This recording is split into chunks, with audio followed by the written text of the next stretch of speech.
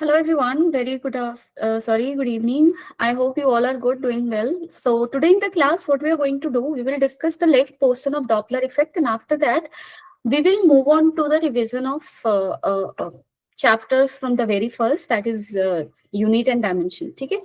तो चलो पहले लेफ्ट पोर्शन को थोड़ा ही बचा था. I have already discussed the concept in deep. So just a revision कि डॉपलर इफेक्ट हम पढ़ रहे थे. डॉपलर इफेक्ट है क्या? सो बेसिकली डॉपलर इफेक्ट क्या था? apparent change in frequency of wave motion when there is relative motion between source and the observer.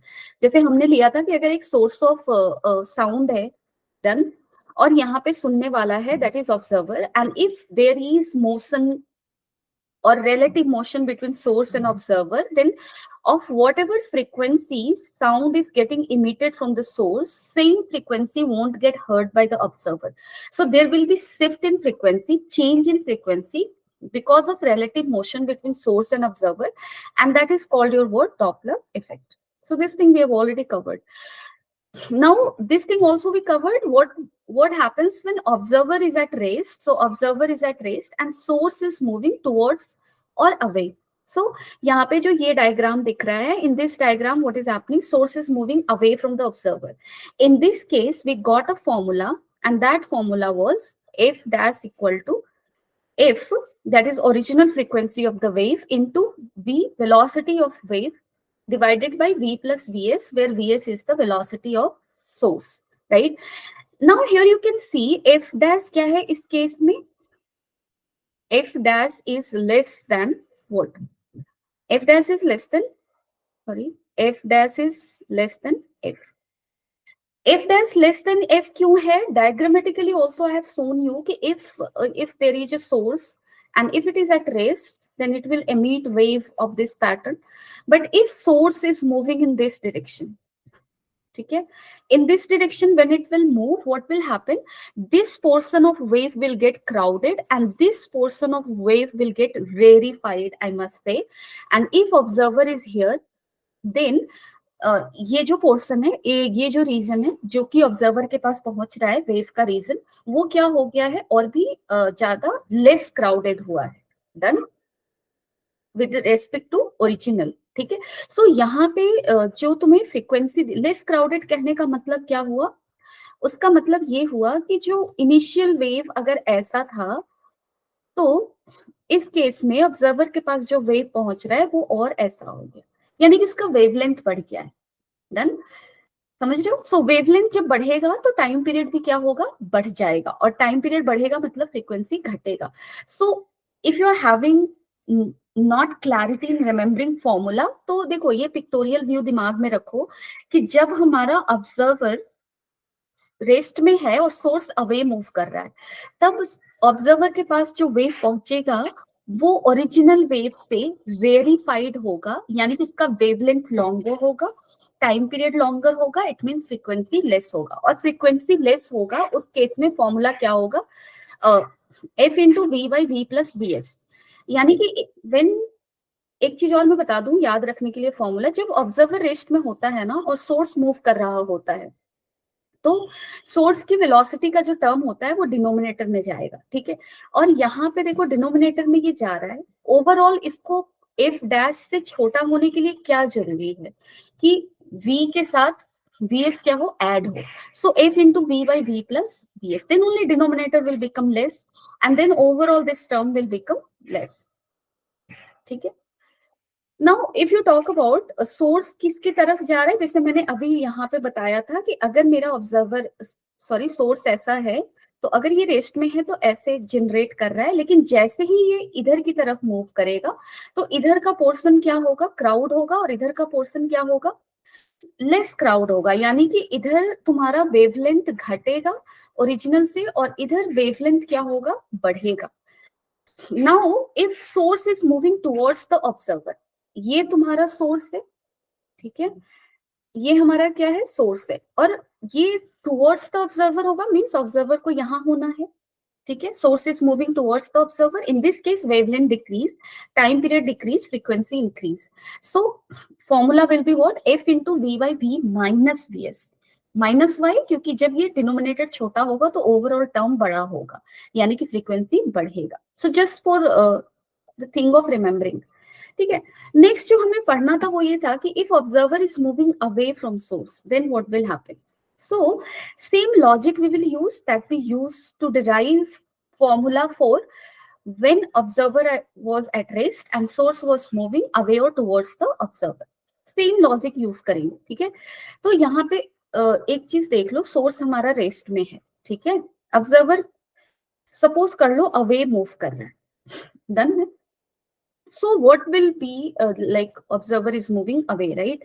So speed of sound wave, जैसे यहाँ से देखो, यहाँ से जो वेव निकल रहा है वो ऑब्जर्वर की तरफ मूव करेगा, है ना.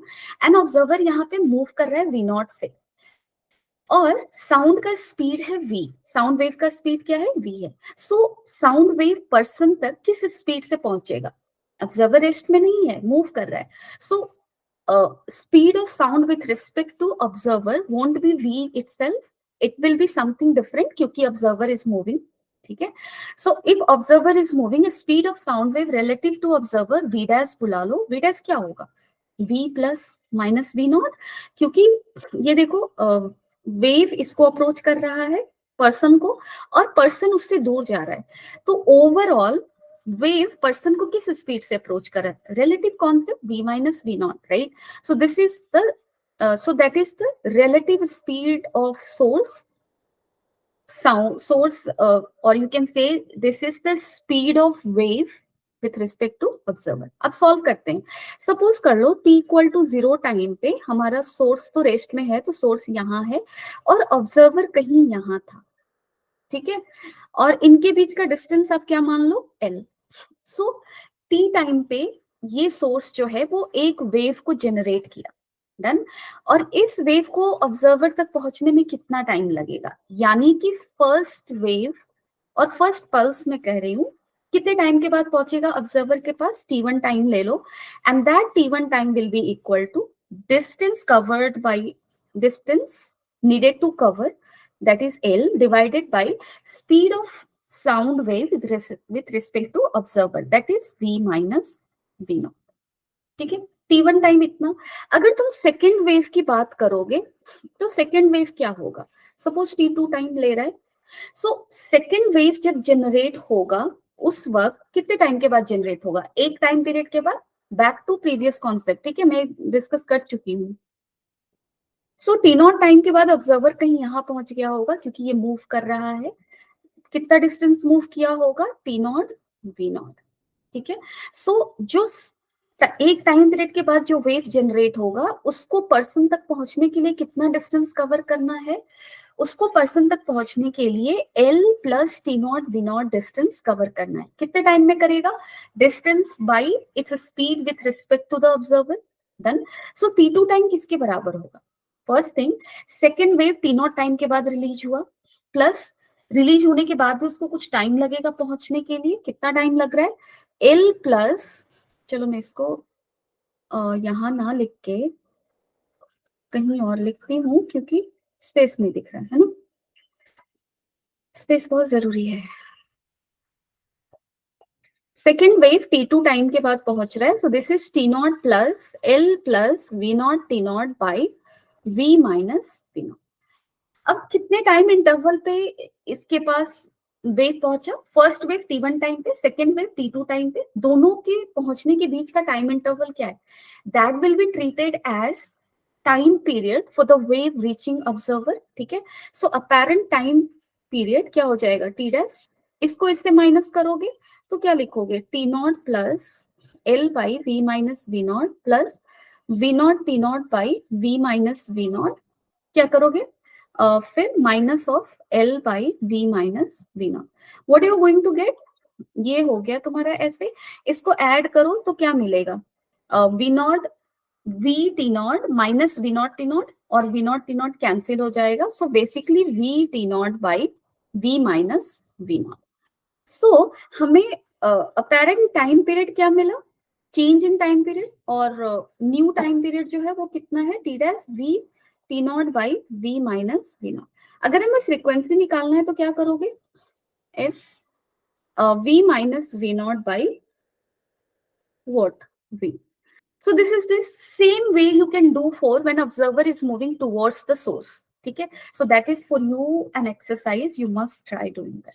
Okay, in case when observer is moving towards the source, in this case, relative speed of sound with respect to observer will be how much? V plus V naught, है ना? And then you can calculate. अब देखो मैं finally formula लिख रही हूँ. सो formula will B this.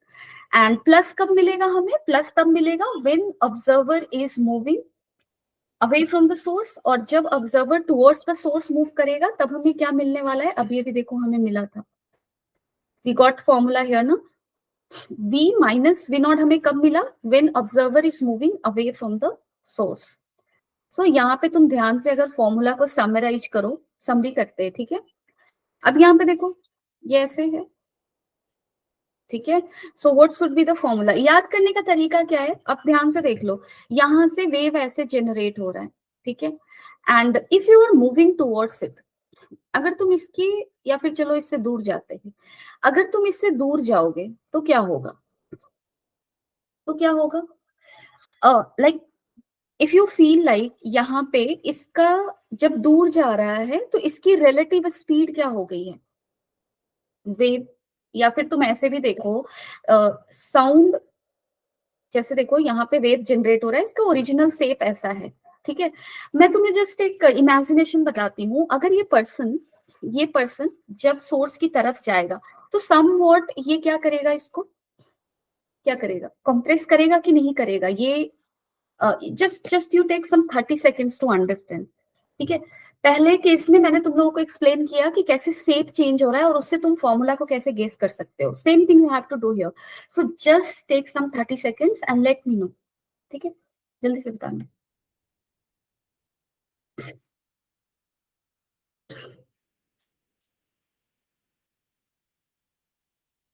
Okay done.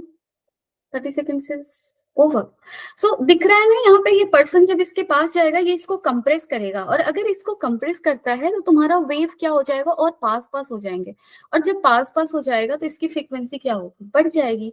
So basically when observer is moving towards the source keeping source at rest, तो तुम्हारा फ्रीक्वेंसी क्या होगा? एफ क्या होगा? एफ डैश होगा F into V plus V not by V, है ना. और जब ये दूर जा रहा है तब क्या होगा? तब होगा तुम्हारा F dash equal to F V minus V not by V, जो हमें मिला था, है ना. तो that is this. Now when both source and observer is moving, तब क्या करोगे? तो तुम्हें सिंपल है, कुछ नहीं करना. फॉर्मूला जो भी अभी तक पढ़े हो उसको एक साथ लिखना है. सपोज कर लो मैंने तुम्हें ये बोला, जैसे यहाँ पे क्या हो रहा था?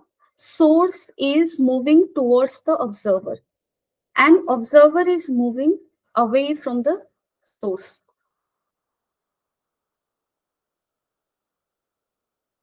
ठीक है. तुम्हें क्वेश्चन में ये दिया कि source is moving towards the observer and observer is moving away from source. तो बताओ अपेरेंट फ्रीक्वेंसी क्या होगा अगर एक्चुअल फ्रीक्वेंसी एफ है? तो सिंपल है. तुम यहाँ पे velocity of source V S है, velocity of observer V naught है. कैसे फॉर्मूला लिखेंगे? देखो मैं लिख रही हूँ. सो एफ डैश तुम लिखोगे, पहले यहाँ पे एफ लिख लो. यहाँ पे क्या हो रहा है? सोर्स का मोशन किधर है? Source is moving towards the observer. So जब सोर्स टुवर्ड्स द ऑब्जर्वर जाता था तब हम लोग कैसे लिखते थे? तुम लोगों को याद होगा. सो बॉटम में क्या मिलता था हमें? सोर्स की वेलोसिटी वाला कंपोनेंट बॉटम में जाता था. तो यहाँ पे आएगा v माइनस वी एस, ठीक है. And observer is moving away from source. Source is moving towards the observer, ठीक है. ऑब्जर्वर किससे किधर मूव कर रहा है? Away from source. अब देखो अगर तुम्हारा observer away from source move कर रहा है तब तुम फॉर्मूला क्या लिखोगे? अभी अभी हमने लिखा है यहाँ पे, देखो तुम लोग कंफ्यूज मत करना. व्हेन ऑब्जर्वर इज मूविंग, ठीक है, जब तुम्हारा observer towards the source move कर रहा है प्लस लिया हमने, जब हमारा ऑब्जर्वर अवे मूव कर रहा है तब हमने क्या लिया था? माइनस, ठीक है. या फिर अगर तुम लोग कंफ्यूज हो रहे हो यहाँ पे तो हम लोग एक काम करते हैं, डायरेक्टली फॉर्मूला पे चलते हैं, वहां से मैं बताती हूँ, ठीक है. चलो एक काम करते हैं. ये सब तो हमने पढ़ लिया। General formula when source is moving, ठीक है, general formula when observer is moving, सब पढ़ लिया हमने। अब एक काम करते हैं, फाइनल फॉर्मूला पे आते हैं। सो general formula when both source and observer is moving. अब देखो यहाँ पे ये क्या है, ठीक है। सो अगर हमारा सोर्स एंड ऑब्जर्वर, सपोज कर लो दोनों एक दूसरे की तरफ मूव कर रहे हैं, यानी कि ये इधर जा रहा है और ये इधर आ रहा है, तब हमारा फॉर्मूला क्या होगा? Just think about it for another 30 seconds, ठीक है। मैंने नेट फॉर्मूला यहाँ पे लिख भी रखा है, यहाँ पे ये लिखा हुआ है, ठीक है। तुम इसका हिंट ले सकते हो, बट ये कैसे आया है उस तक मैं जाने की कोशिश कर रही हूँ। सो जस्ट थिंक अबाउट कि source is moving towards the observer, ठीक है। सो चलो बताओ क्या होगा।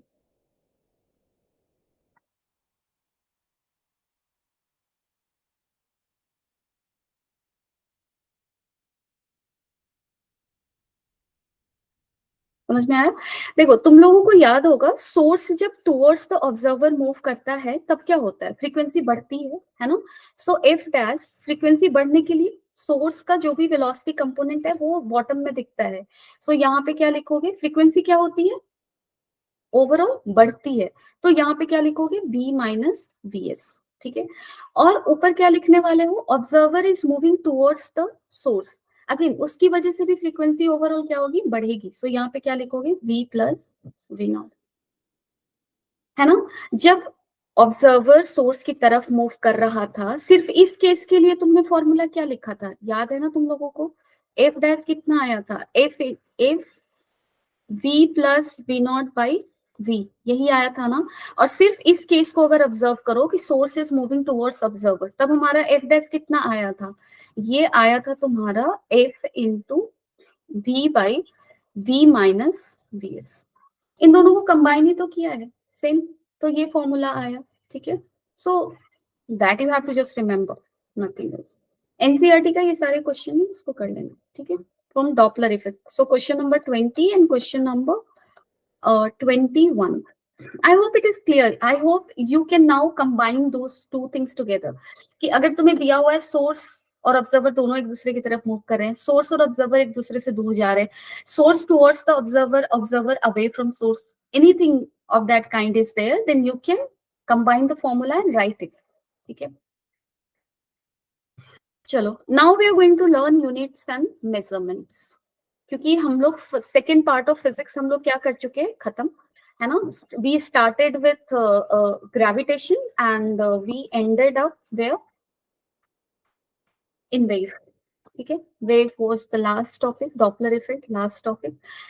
अब हम लोग क्या करेंगे? क्विकली जो जो टॉपिक्स नहीं हुआ है उसको रिवाइज करेंगे, ठीक है। तो चलो यूनिट एंड मेजरमेंट से स्टार्ट करते हैं। ओके, सो हमें पढ़ना क्या क्या है? बेसिकली फिजिकल क्वांटिटीज पढ़ेंगे, उसके यूनिट्स पढ़ेंगे, मेजरमेंट्स कैसे क्या क्या है, कौन कौन से यूनिट्स यूज करने वाले हैं, एरर क्या हो सकता है, सिग्निफिकेंट फिगर क्या होता है, dimensional analysis and its application. Okay, so let's start. बहुत ही इजी टॉपिक है, इसलिए मैंने सोचा चलो गो थ्रू करते हैं। फिजिकल क्वांटिटी क्या होता है? ऐसी कोई भी क्वांटिटी जिसको तुम मेजर कर सकते हो। जैसे if you feel for somebody or if you have some good feeling, bad feeling, whatever it is, तुम उसको मेजर नहीं कर सकते, है ना। So that's not a physical quantity. लेकिन अगर तुम्हारे पास एक बॉटल पानी है, तुम उसको मेजर कर सकते हो, दैट इज फिजिकल क्वांटिटी, ठीक है। फिजिकल क्वांटिटी में भी दो तरह के क्वांटिटी होंगे, यानी कि फर्स्ट थिंग ये है कि दिस इज मेजरेबल, ठीक है, you can measure it. Now, what is fundamental quantity? So, fundamental quantity is basically the quantity that is not getting derived from anything else. That is in itself a thing of absolute. ठीक है, जैसे example देखोगे तो समझ में आएगा। Metre, KG को हम क्या कहते हैं? फंडामेंटल कहते हैं, ये माना गया है, ठीक है। सो इसको हम बोल रहे हैं फंडामेंटल है। तो अगर तुम वेलोसिटी की बात करो तो वेलोसिटी हम कैसे निकालते हैं? वेलोसिटी क्या होता है? डिस्टेंस बाय टाइम होता है, ठीक है। हमने डिस्टेंस को फंडामेंटल मान लिया, टाइम को भी क्या माना? फंडामेंटल। तो वेलोसिटी को हम डिराइव कर रहे हैं किसका यूज करके? डिस्टेंस और टाइम, ठीक है। सो डिराइव्ड यूनिट्स क्या होंगे? डिराइव्ड क्वांटिटीज क्या होंगे? डिराइव्ड बेसिकली जैसे कोई भी फिजिकल क्वांटिटी जब तुम मेजर कर रहे हो तो वो दो तरह के हैं, फंडामेंटल क्वांटिटी, डिराइव्ड क्वांटिटी। हर क्वांटिटी को जब तुम मेजर करोगे, जैसे तुमने मेजर किया कि तुम्हारे पास 10 यूनिट ऑफ वाटर है, तो वो यूनिट कैसा है? जैसे अगर मैं कहती हूँ मेरे पास 10 यूनिट ऑफ अल्कोहल है, not a good example. If I am saying I have some, what should I say, यार कुछ सही चीज दिमाग में क्यों नहीं आ रहा? ओके, हाँ, मेरे पास 10 kg वुड है, ठीक है, सॉरी 10 यूनिट वुड है। तो तुम्हें समझ में नहीं आ रहा होगा कि वो वुड कितना बड़ा है। मैं ये नहीं बता रही हूँ ग्राम है, केजी है, अ, और भी बड़ा यूनिट कुछ है, नहीं है ना, ऐसा कुछ नहीं बता रही। मैं बता रही हूँ 10 यूनिट वुड है मेरे पास, ठीक है।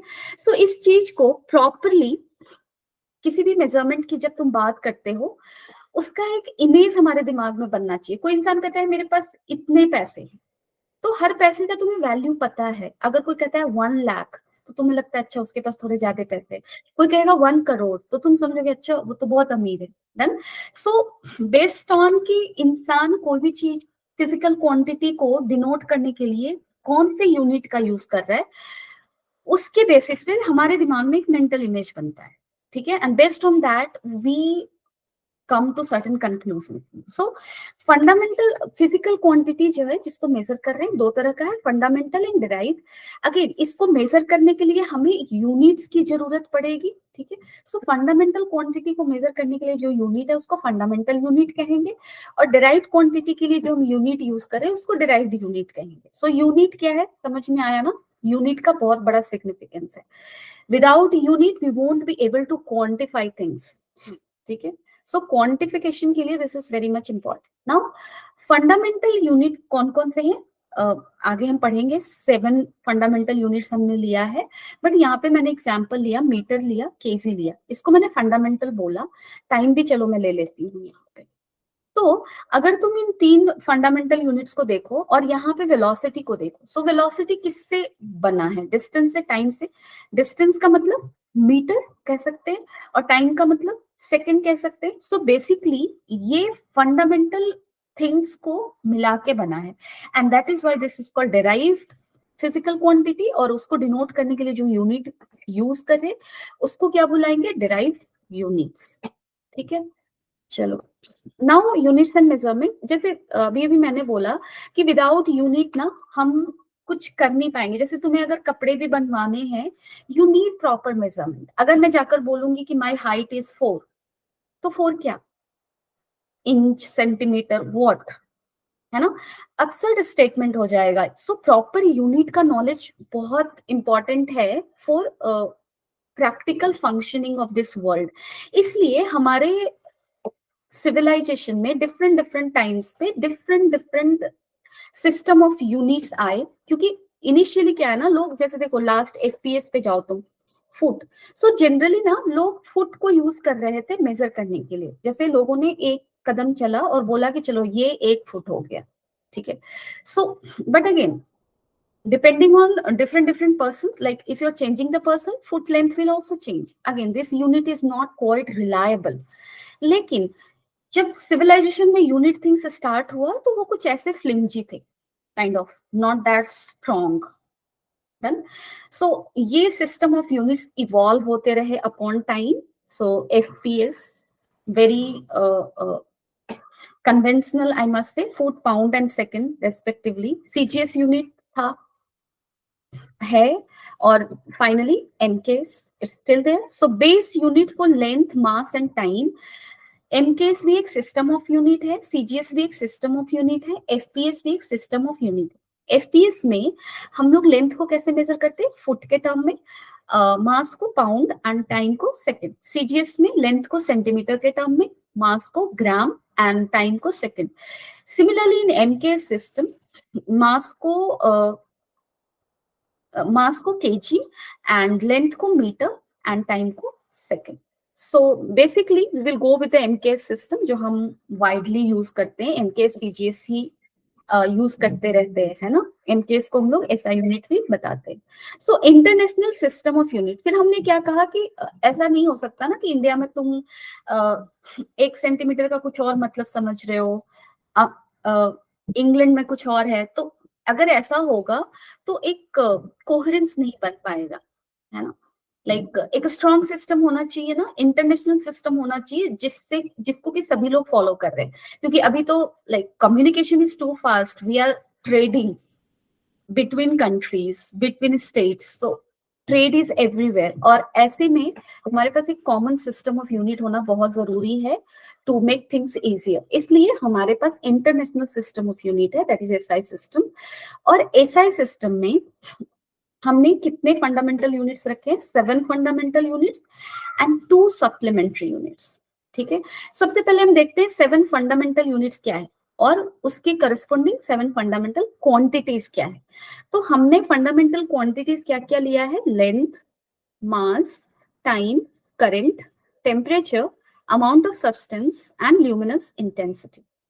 ठीक है, अब देखो लेंथ क्या है, पता है तुम्हें? एसआई यूनिट में इसका यूनिट क्या है? मीटर, सिंबल क्या है? एम। मास का क्या होता है? केजी, सिंबल पता है तुम्हें? Time second, symbol is this. Electric current को का यूनिट एसआई सिस्टम में क्या है? Ampere, denoted by capital A. Temperature के लिए kelvin, denoted by K, capital K, और small here it looks like generally we use capital K for that. Amount of substance, mole, mole तुम्हें पता भी होगा, 9th क्लास में भी तुम लोग पढ़े होगे, 11th में भी पढ़ा होगा।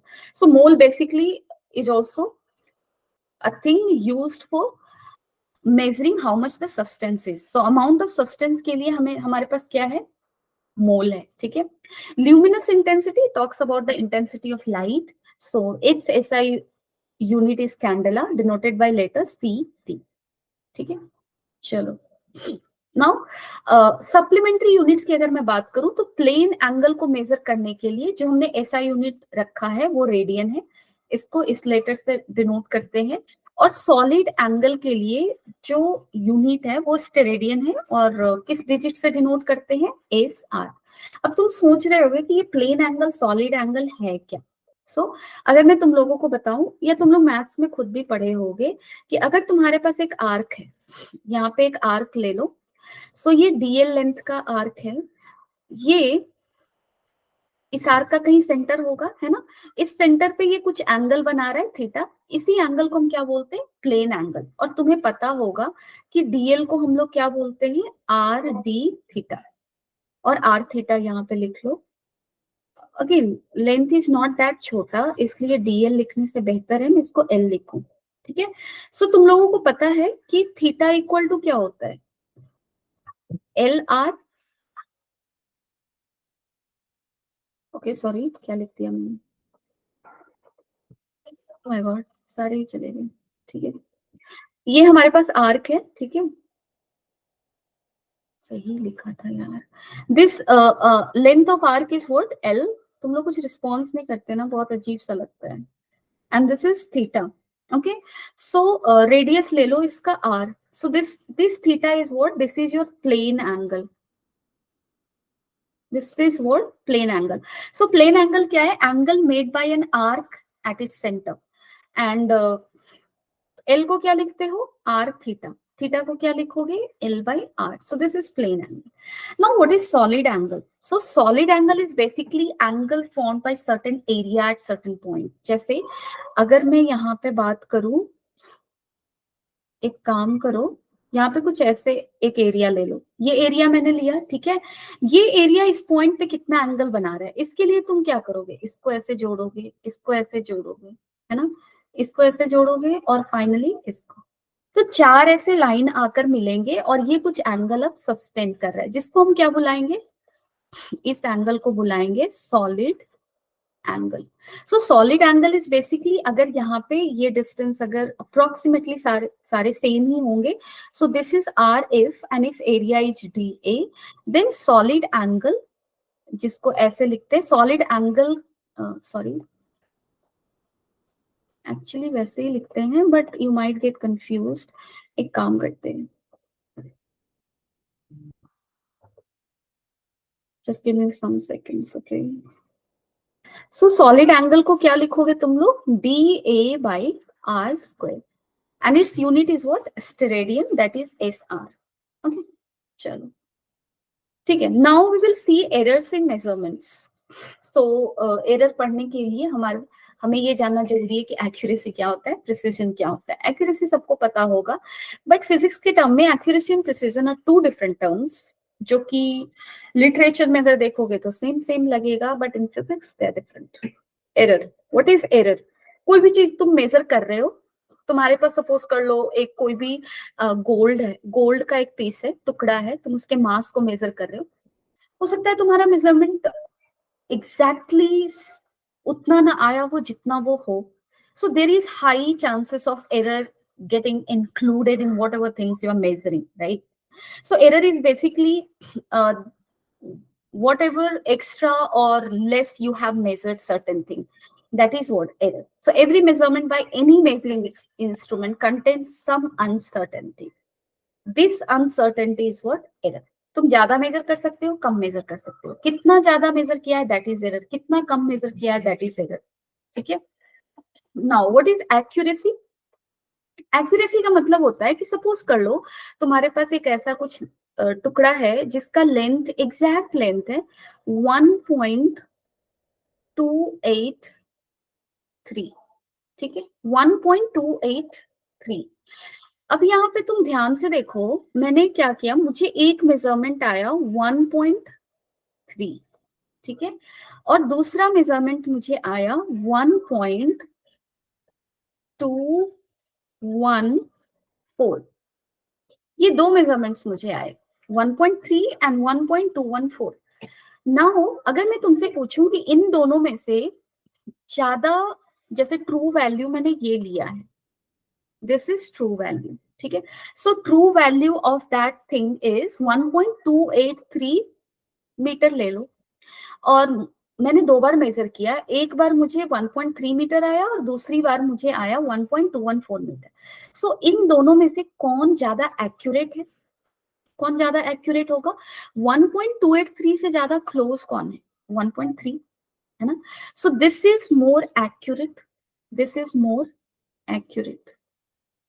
Now which is more precise? Precision का मतलब क्या होता है? प्रिसीजन का मतलब होता है कि जैसे देखो यहाँ पे अगर इस मेजरमेंट की बात करो 1.283 मीटर, सो इसमें क्या है, 1 मीटर है प्लस 0.2 मीटर है, फिर क्या है, 0.08 मीटर है प्लस 0.003 मीटर. इन सबको मिलके ये बना है ना 1.283. जब मैंने उसको मेजर करके 1.3 मीटर लिखा तो मैं कहां तक मेजर कर पाई? 1 मीटर प्लस 0.3 मीटर. ठीक है, और जब मैंने ऐसे मेजर किया 1.214, तो पहले मैंने 1 मीटर, 0.2 मीटर को भी मैं मेजर कर पाई, 0.01 मीटर तक भी गई, 0.004 मीटर तक भी गई. यानी कि बहुत छोटे से छोटे वैल्यू को हम मेजर कर पा रहे अकॉर्डिंग टू सेकंड मेजरमेंट. ठीक है, सो एक्चुअली प्रिसीजन ये कहता है कि तुम किस हद तक मेजर कर पा रहे हो. Done, to what extent you can measure. 1.3 metre means metre तक तुम मेजर कर पा रहे हो प्लस सम सेंटीमीटर तक तुम मेजर कर पा रहे हो, लेकिन मिलीमीटर तक तुम नहीं जा रहे, है ना, मिलीमीटर तक नहीं जा रहे. बट सेकंड मेजरमेंट के अकॉर्डिंग 1.214 हम मिलीमीटर तक मेजर कर पा रहे हैं. सो कितने डाउन तक तुम जाके मेजर कर पा रहे हो, that gives you an idea of precision. So if certain measurement is precise, it means कि उसको तुमने बहुत ही दूर तक मेजर किया है, बहुत एक्सटेंट तक मेजर किया है. ठीक है, यानी कि अगर उसमें कुछ मिलीमीटर का भी एक्स्ट्रा पार्ट था तो तुमने उसको भी मेजर किया है, in addition to metre that you have measured. ठीक है, so to what extent you can measure something, that gives you an idea of how precise the measurement is. So that is precision basically. So it tells us to what resolution. Again देखो, मैं बार बार ये बोल रही थी कितने extent तक, उसको physics में हम कहते हैं कि तुम कितने रेजोल्यूशन तक मेजर कर पा रहे हो, मीटर तक, सेंटीमीटर तक, मिलीमीटर तक, कि उससे भी नीचे माइक्रोमीटर तक. ठीक है, सो जितना नीचे तुम जा रहे हो उतना हाई रेजोल्यूशन तक तुम मेजर कर पा रहे हो, और जितना हाई रेजोल्यूशन होगा उतना ज्यादा प्रिसीजन होगा, ठीक है। So it tells us to what resolution और limit is the quantity measured. I hope it is clear now. Error अगर हम देखें तो एरर तुम्हारे एनसीईआरटी में भी दिया हुआ होगा, दो तरह का एरर होता है, एक सिस्टमेटिक एरर होता है, एक रैंडम एरर होता है, ठीक है। सिस्टमेटिक एरर क्या है? So systematic error basically instrumental error हो सकता है, यानी कि अगर तुम्हारा इंस्ट्रूमेंट ही खराब है उसकी वजह से एरर आ रहा है, so that error is what systematic error, क्योंकि उसको तुम फिक्स कर सकते हो। तुम इंस्ट्रूमेंट को ठीक कर दोगे तो instrumental error you can remove it to very large extent, right. So और कैसे आ सकता है systematic error? Error due to imperfection in experimental technique, अगर तुम्हें सही से मेजर करने नहीं आ रहा है, यानी कि तुम्हारे स्किल में प्रॉब्लम है ना, कि तुम्हें पता नहीं है कि स्क्रू गेज को यूज कैसे करना है, वर्नियर कैलिपर को यूज कैसे करना है। Again you can skill up and then reduce this error. So इसका भी एक सोल्यूशन है, इसलिए ये सिस्टमेटिक एरर है। सिस्टमेटिक एरर का मतलब ये होता है कि from whatever source it is coming you can fix that source to some extent, right. So that you can do here. अब यहाँ पे देखो सेकंड को भी तुमने क्या किया, सेकंड सोर्स पता चला, personal error. So personal error कहने का मतलब कि इफ सपोज कर लो कि तुम्हारे आई का कुछ लो पावर है, तुम अपने स्पेक्स यूज नहीं कर रहे हो और तुम्हें वो सही से दिखाई नहीं दे रहा, या फिर तुम गलत एंगल पे खड़े हो जिसकी वजह से तुम सही से चीजों को मेजर नहीं कर पा रहे। So again you need to fix yourself, and after fixing you can reduce the error, and that is why it is systematic error. So systematic error का तीन सोर्स बेसिकली ये ऐसा दिखता है, okay. So again systematic error में हमें एक चीज दिखेगा, वो ये कि this error tends to be in one direction, यानी कि आइदर तुम ज्यादा मेजर करते जाओगे या कम। ऐसा नहीं होगा कि एक बार ज्यादा एक बार कम, क्योंकि अगर इंस्ट्रूमेंट में एरर है तो क्या होगा? अगर इंस्ट्रूमेंट में एरर है तो जिस तरह का भी एरर है या फिर इंस्ट्रूमेंट जिस तरह से भी खराब है उसी तरह का एरर देगा ना। अगर इंस्ट्रूमेंट ज्यादा ज्यादा मेजर कर रहा है तुम्हें ज्यादा पॉजिटिव एरर मिलेगा, ठीक है। अगर इंस्ट्रूमेंट तुम्हारा क्या कर रहा है, कम कम मेजर कर रहा है, काइंड ऑफ, ठीक है। पॉजिटिव नेगेटिव एरर भी बाद में डिस्कस करेंगे, बट आई एम सेइंग कि अगर तुम एक बार ज्यादा मेजर कर रहे हो तो तुम हर बार तुम्हें वो ज्यादा ही मेजर करके देगा अमाउंट में, ठीक है। Now, this can be minimized by improving experimental techniques, selecting better instruments. Okay. Now, what about random error? Random with respect to sign and size. Again, ये random है. इसमें तुम ये नहीं कह सकते कि एक बार तुम्हें ज्यादा मेजर कर लिए हो सकता है दूसरी बार तुम कम मेजर कर पाओ, ठीक है। So this is due to random and unpredictable fluctuation in experimental condition. जैसे अगर तुम रूम में मेजरमेंट कर रहे हो, रूम का टेम्परेचर फ्लक्चुएट किया, प्रेशर फ्लक्चुएट किया, so if environmental things are changing that can also affect your instrument kind of, depending on what factors are affecting the instrument. Again उसमें हमें जाना नहीं, but random errors because of random and unpredictable fluctuation in experimental condition. Now, how you can reduce it? It can be minimized by taking many readings. ठीक है। Suppose कर लो तुम major कर रहे हो 2.3 kg के सब्सटेंस को, एक बार तुमने मेजर कर लिया 2.1 और एक बार तुमने मेजर कर लिया 2.2। सो अगर इन दोनों का एवरेज निकालोगे तो वो 2.1 से ज्यादा होगा और 2.2 से कम होगा, यानी कि इससे ज्यादा एक्यूरेट होगा, है ना, और इससे भी ज्यादा एक्यूरेट होगा ना, या नहीं होगा? अगर नहीं भी होगा तो एक काम करो, इसको और बैलेंस कर दो। अच्छा, हमने दोनों बार कम ही मेज लिया मैंने, इसलिए ज्यादा नहीं आ रहा। एक काम करते हैं, इसको 2.4 करते हैं, ठीक है। सो एक मेजरमेंट हमारा कम आया ओरिजिनल से और एक क्या आ गया ज्यादा। सो अगर इन दोनों का एवरेज निकालोगे तो 4.5/2। So this thing is more closer to the actual measurement than 2.1 and 2.4। इसलिए रैंडम एरर में क्या हो रहा है ना कि तुम कभी ज्यादा मेजर कर रहे हो कभी कम कर रहे हो, so take more number of measurements. अगर तुम उनका एवरेज निकालोगे तो that average value will be more closer to the original value, ठीक है। So random error can be minimised by taking many readings, okay. Now, smallest value which can be measured by instrument. Now we are talking about list count. अब देखो ये बहुत ज्यादा तुम लोगों के यूनिट एंड डायमेंशन में यूज होगा. What is least count? So कोई भी डिवाइस मिनिमम कितना वैल्यू मेजर कर सकता है, वही उसका लिस्ट काउंट है. जैसे मिलीमीटर स्केल तुम जब लेते हो, जो तुम्हारा मीटर स्केल जो यूज करते हो, जैसे यहाँ पे देख लो, this is 1 and this is 2. ठीक है, so this is 1 centimetre, this is 2 centimetre. इसके बीच में क्या है, सारे मिलीमीटर मार्क्स है. सो ये स्केल मिनिमम जो मेजर कर सकता है वो इतना लेंथ मेजर कर सकता है, इतना, है ना. इसके मल्टीपल में तो कर सकता है. 1 मिलीमीटर मिनिमम, 2 मिलीमीटर हो सकता है मेजरमेंट, 3 मिलीमीटर हो सकता है, 2 सेंटीमीटर हो सकता है, डन. लेकिन मिनिमम मेजरमेंट जो वो करके देगा, that is your what, list count. So list count is what? Smallest value which can be measured by the instrument. Now we will see calculation of errors. ठीक है, चलो absolute error. So what is absolute error? Again यहाँ पे देखो, तुम्हें क्या करना है, तुम्हारे पास कोई भी तुम एक क्वांटिटी को मेजर करने जा रहे हो, ठीक है, उसका एक ट्रू वैल्यू होगा, डन. उसका क्या होगा, एक ट्रू वैल्यू होगा, और तुमने उसको मेजर किया है. तो तुम्हारे पास बहुत सारे उसके मेजर्ड वैल्यूज होंगे जो कि ट्रू वैल्यू से डिफरेंट होंगे. ठीक है, सो एब्सोल्यूट वैल्यू कैसे निकालोगे, सॉरी एब्सोल्यूट एरर कैसे निकालोगे. सो तुम्हारे पास ट्रू वैल्यू है, एग्जैक्टली उसका वैल्यू कितना है वो तुम्हें पता है, और तुमने इंस्ट्रूमेंट से मेजर किया, और इंस्ट्रूमेंट से मेजर किया कितनी बार, सपोज 5 टाइम्स. सो तुम्हारे पास 5 डिफरेंट डिफरेंट मेजरमेंट्स हैं और ट्रू वैल्यू है. सो एब्सोल्यूट एरर निकालने के लिए हम क्या करेंगे, देखो एग्जाम्पल लेते हैं.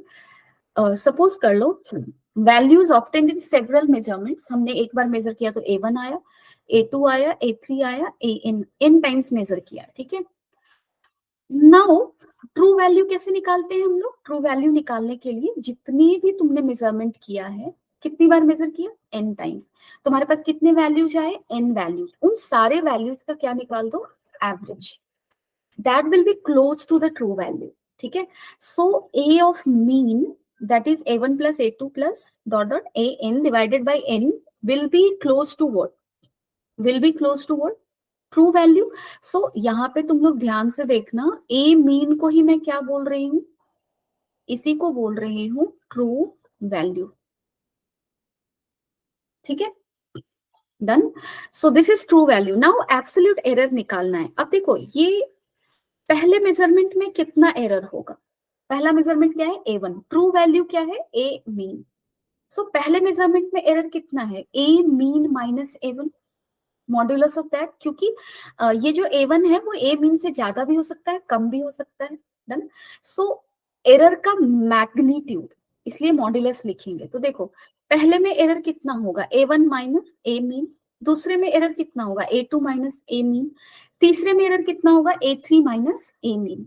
सो फर्स्ट में तुमने एरर निकाला डेल्टा A1, सेकंड में डेल्टा A2, थर्ड में डेल्टा A3.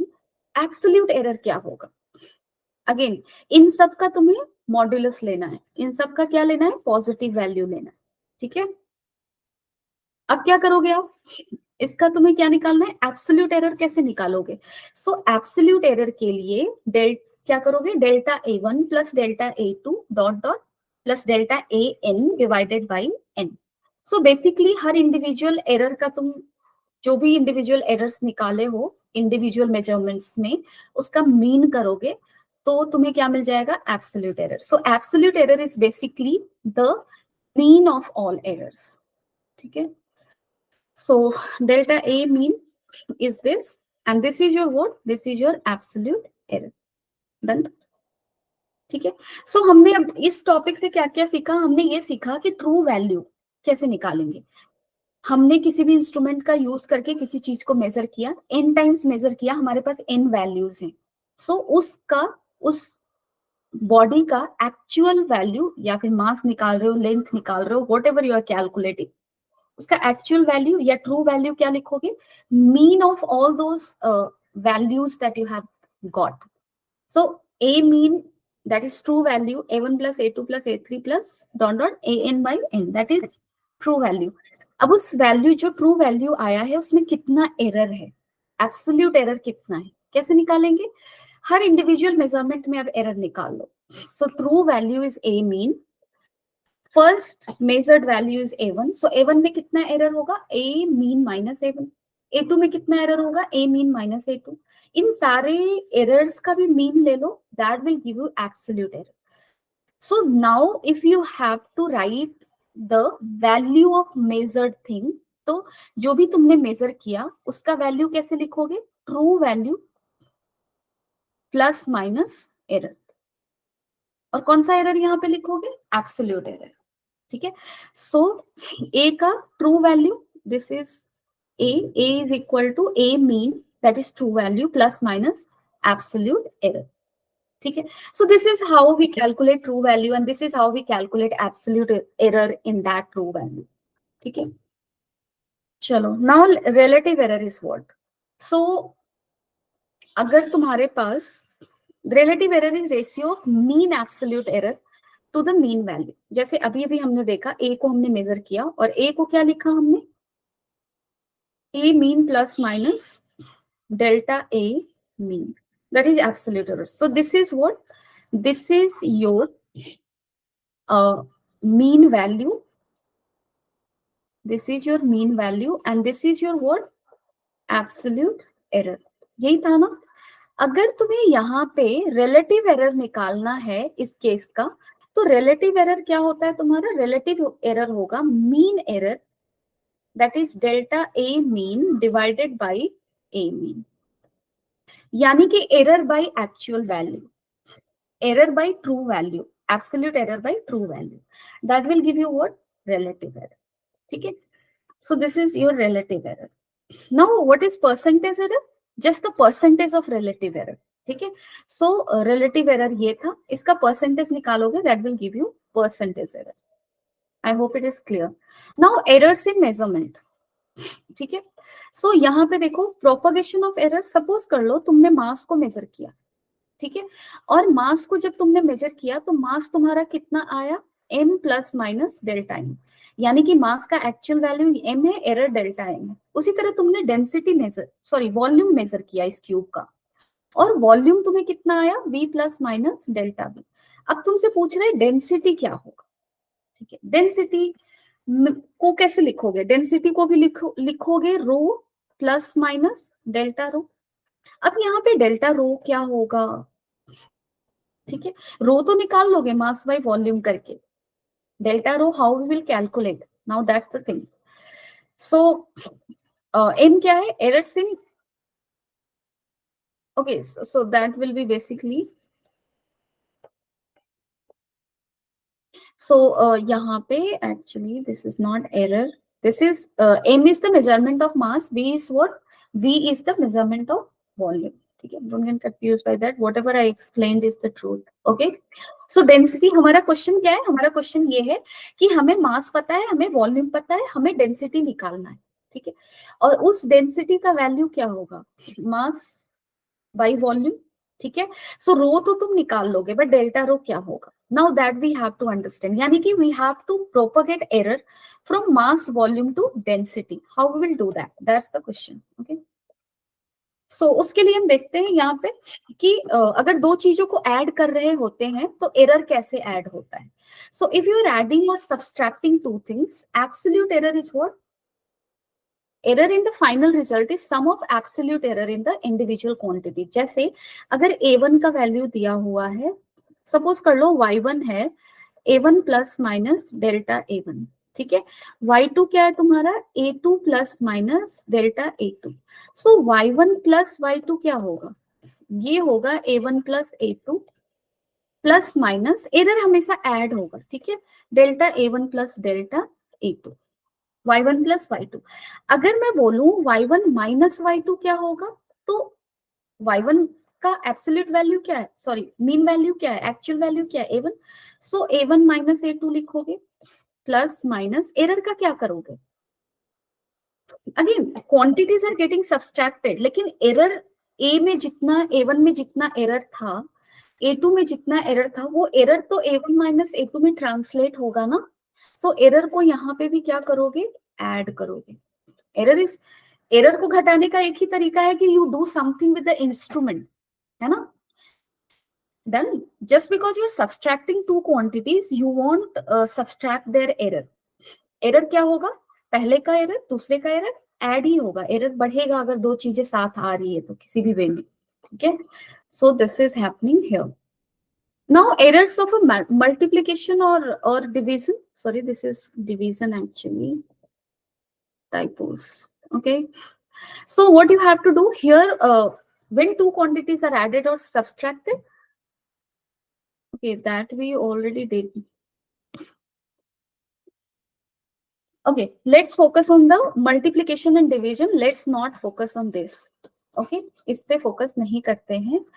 अभी क्या करोगे, अगर डिवीजन है, सपोज कर लो a एक क्वांटिटी है, अभी अभी हमने लिया था y1 ही ले लो, a1 plus minus delta a1. ठीक है. y2 को आप लिखो, y2 क्या लिखोगे, a2 plus minus delta a2. What you have to do, y1 into y2. ठीक है. सो y1 इंटू y2 करोगे तो क्या करोगे, a1 a2 प्लस माइनस. अब एरर को कैसे करोगे, सो जब हम मल्टीप्लीकेशन या डिवीजन करते हैं ना, तब हम रिलेटिव एरर को ऐड करते हैं, रिलेटिव एरर को. सो यहाँ पे फर्स्ट का रिलेटिव एरर कितना होगा, delta a1 by a1. Second का कितना होगा, delta a2 by a2. So this is what we do in multiplication and also in division. जैसे अगर मैं डिवीजन के लिए तुम लोगों को बताऊं तो y1 बाई y2 क्या लिखोगे, a1 by a2 plus minus. Again error में क्या जाएगा, a1, दोनों का रिलेटिव एरर ऐड होगा. सो यहाँ पे आप क्या लिखने वाले हो, delta a1 by a1 plus delta a2 by a2. So this is how we will deal with this things. Okay. Now अगर हमें ये दिया हुआ है कि हमारा जो भी रिलेशन है वो सर्टेन पावर पे रेज्ड है, जैसे अगर y इक्वल टू दिया हुआ है a b q. ठीक है. जहां पे a का वैल्यू है, a is what, a suppose a1 plus minus delta a1. a का वैल्यू इतना है और b का वैल्यू कितना है, b1 plus minus delta a2. ठीक है. Now y a b q में तुम्हें एरर लिखना है, तो एरर कैसे लिखो. ठीक है. So how you will do this. ठीक है. ए बी क्यू अगर निकालना है यहाँ पे तो कैसे करेंगे, that is a thing now. So अगर वैल्यू निकालना है तुम्हें तो वैल्यू तो सिंपल है, a का वैल्यू a1 लिखोगे, b का वैल्यू b1. सो a1 b1 q plus minus. अब यहाँ पे देखो रिलेटिव एरर कैसे करोगे. सो अगर सर्टेन पावर पे रेस्ड है तो उसका relative error that power times हो जाएगा. जैसे ए बी क्यू किया है तुमने, दो चीज को मल्टीप्लाई किया है. मल्टीप्लीकेशन में क्या होता है, रिलेटिव एरर ऐड होता है. तो यहाँ पे आप लिखोगे delta a1 by a1, first का रिलेटिव एरर प्लस b का पावर कितना है 3. सो 3 को तुम यहाँ लिखोगे, वो 3 टाइम्स हो जाएगा relative error of b, that is delta b1 by b1. So this is how you will solve it if that is raised. जैसे हमने y equal to A B के लिए किया था ना, प्रीवियस केस में हमने क्या किया, y equal to y1 y2 के लिए किया है ना.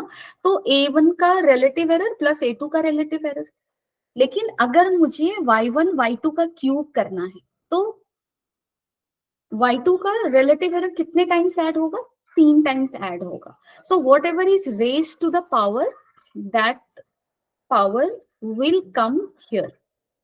ठीक है. सो अगर तुम्हें दिया हुआ है y equal to a q b A P B Q और सी आर, इसमें रिलेटिव एरर बताना है कितना, सॉरी इसमें नेट एरर बताना है, कितना बताओगे, delta Y by Y. Error सिर्फ मैं लिख रही हूँ, कितना होगा, P delta A by A plus Q delta B by B plus R delta C by C. So this is how we deal with error thing when that quantity is raised to certain power. So relative error in physical quantity raised to power k is k times the relative error in the individual quantity. So this is how you will deal with this thing. In the next class, we will pick up what significant error, and I will finish this unit and dimension. Okay. Chalo, bye bye. Take care, everyone. Stay safe, stay healthy, keep enjoying.